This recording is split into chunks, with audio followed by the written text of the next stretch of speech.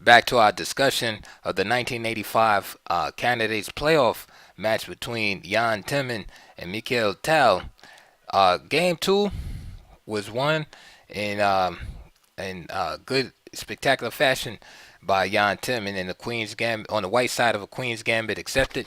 And game three, Tal had the white pieces, and against Timman, Rui Lopez was played open. Roy, we haven't seen that in a while, right? Not too often nowadays.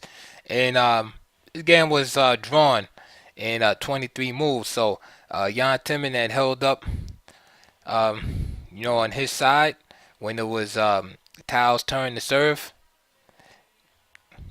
And now we move on to our next game, which was game four. Now Timman had the white pieces again. And this time, instead of Queen's Gambit accepted, Timman had, Tal had opted for something slightly different and transpositional, and he played this sort of like Pribble defense, which seemed to transpose into an old Indian. And again, this game was drawn in 26 moves. So now we move on to game five, and this is the game we're going to look at. And again, Tal now has the white pieces against Jan Timman with the black pieces. Game started off as e4, e6, d4. So we have a French defense on board. D5, knight d2. This is a Tarish variation. Knight f6, e5, knight of d7, c3, c5, all standard stuff. Bishop d3, knight c6, knight e2, trying to augment the pressure on d4. C takes d4, c takes d4, and now f6. So black is attacking the white center from both the base and the head, and it's important because if that pawn situation is left as it is, it will be an advantage. It is an advantage for white.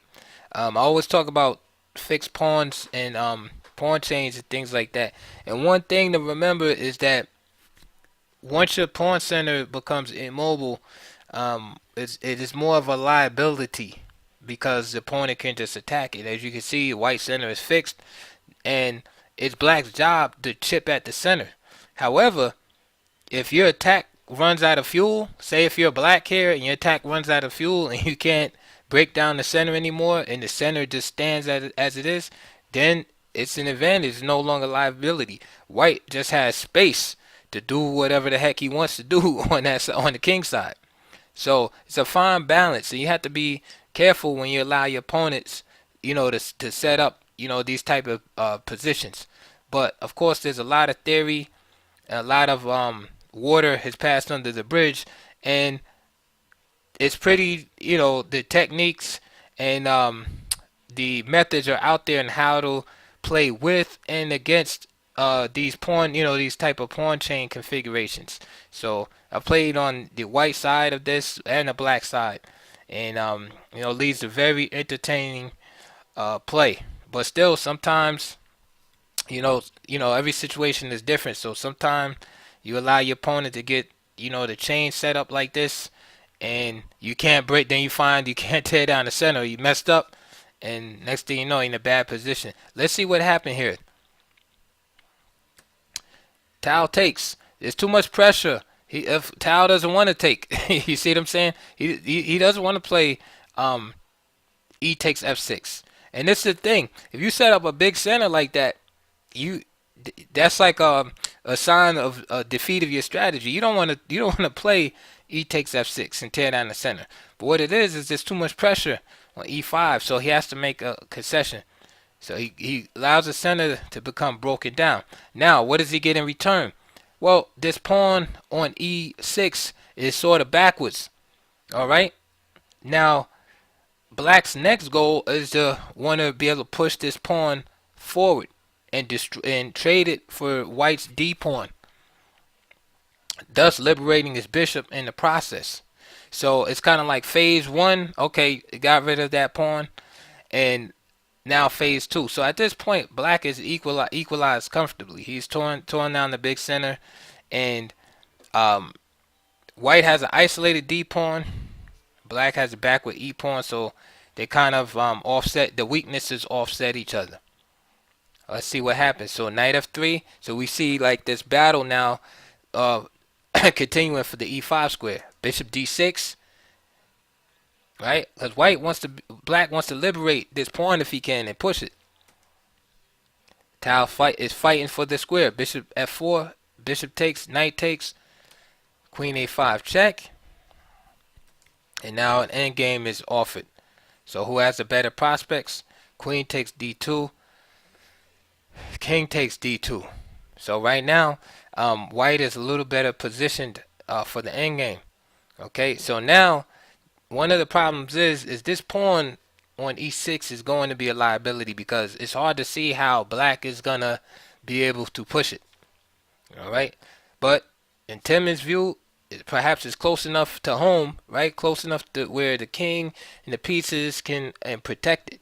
So white is going to have to create another weakness in order to be able to defeat black here.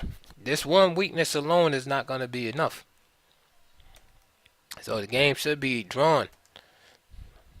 Rook he1, knight e4.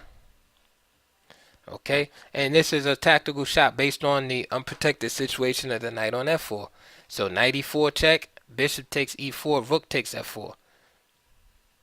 Bishop d3, and now knight takes d4. So this is like a slick way of winning this pawn by Timman. And now king e3, attacking both pieces. Knight takes, king takes, rook, knight takes. So well thought out sequence by Timman. Rook takes e1. Again, shouldn't be no worries. Bishop d7. And now king e5. Now that's a great position for the king. But again, black needs, white needs more weaknesses in the position really to win this game. Timman plays a6. Now, on general principle, you might not want to put the pawns on the same color as the white bishop. Okay, it doesn't seem necessary to make that move, to play a6. Alright, but again, a bad plan is better than no plan. So what's the plan behind a6? Well, Timman just wants to trade off the bishop. He wants to play bishop to b5 because he's looking at his bishop is bad. He wants to trade off the white bishop, or at least take over the diagonal, which of course Tal's not going to let him do. And at the same time, he can free up his king from guarding the h7 pawn.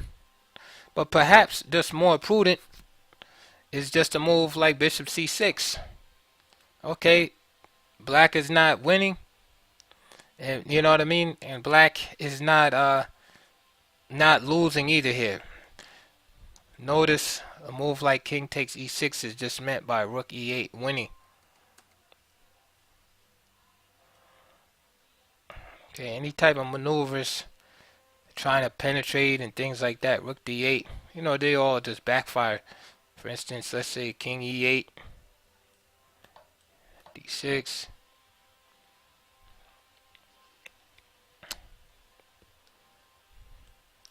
and moves like king f7.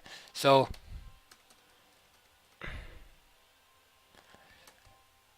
and if you don't want to play a move like that, king f7 is also possible here. The idea is that this pawn is really not, the pawn capture is really not that good after rook h8 because the bishop has to move, and then black captures the pawn back with tempo. Okay. And this is bad news for black. Excuse me, for white. The door is shut now, and now he has to deal with these pawns. So rook g, rook g1, rook becomes passive. and so on and so forth. So a6 is not losing right away, but it's a questionable decision right here. Tal penetrates deeper into the position, plays king d6. Timman goes on with this plan, and now bishop takes b5, a takes b5, and now Tal just simply plays rook takes a6. Right? He's not concerned about the a2 pawn. His remaining pieces are well placed, but this is what Timman was banking on. Right? So d4, rook e2, d3, rook d2. Now here he had an opportunity. He could have played rook takes a2 here, but instead he opts for c3. And the idea here is to come down to play rook c2. Again, rook d3 is not possible because rook d8 check. Alright, so Tal plays b4. And the idea is not just to fix the weakness on b5, but Tal has decided that is his candidate. His candidate pawn, the queen. He's going to get rid of black's b7 and b5 pawn and queen the b4 pawn. So now rook c2, rook d3, rook takes a2, and now Tal simply plays rook f3. And to me, the game right here is pretty much lost for black. Strategically, it's very difficult. I mean, there might be some funny draw, like, using computers and stuff, like Engine, but to me, this is pretty much over with. The white weaknesses are easily protected, and the black king is cut off, and there's no way for black to take care of his pawns in the b file. Watch what happens. So Timman plays rook c2, of course, to keep the king from, penetrating. So rook f5, b6. So it's like a little Zugzwang situation here. Timman realizes he cannot let Tal cross over to the b file, so he tries to keep that rook there. h4, rook c4. So we see like this waiting game here, and now this is where Tal makes his move. So rook takes b5. Again, remember I said he decided that b pawn was going to be the candidate. And now he throws in this move, g3. Although he didn't have to, he could have just played rook takes b6. So rook d4. King crosses over. King f7. King takes b6. And now we see Tal, the old man, right? We see that technique. Because, of course, he's, it's been glorified to the point to where, people just think he just threw the pieces on the board and sacrificed everything. But now we see Tal is actually a well-rounded player. We get to see his endgame technique here. King a5, rook a3, rook f5, king e6, b5, rook c5, rook takes, rook c6 check, king f7, king c7, and here Timman resigned. The game is over after rook takes d4, b6, rook b4, b7, etc. There's no way to stop the b pawn. All right, so fantastic comeback from Tal, from the showing that heart of a lion, And again, this is like 25 years removed after his world championship appearance. Here he is going toe to toe with the player that's I think number 3 or 4 in the world at the time, in his prime. So that was it for that game right there. I hope you enjoyed that. Like and subscribe and all that good stuff. And we're gonna conclude here, because the match rather, right after game 5, it was 1 apiece, and game 6, just ended in a draw. Right, Timman was white, Tal was black. Again, we're not gonna go through everything, but ended in a hard-fought draw. And after that, the playoff was over with. The match just ended tied, and unfortunately for Tal, Tal Timman was awarded the victory because during the actual candidates tournament itself, remember in the first video, I had explained to you the background of the tournament, that it was a candidates tournament and only the top 4 players qualify. And at the end of the tournament, Tal and Timman had both tied for the last spot. So what happened is when these players had a playoff and they were still tied after 6 games, um, it was decided that since Timon had won more games during the actual tournament, had more victories than Tal did, that Timon would win on tie breaks. So this is what happened. So Tal didn't actually lose the match, but he lost on tie breaks, and Timon would go on to play Artur Yusupov in the next round of the candidates match. So I hope you enjoyed that little series, and I'll see you on the next one.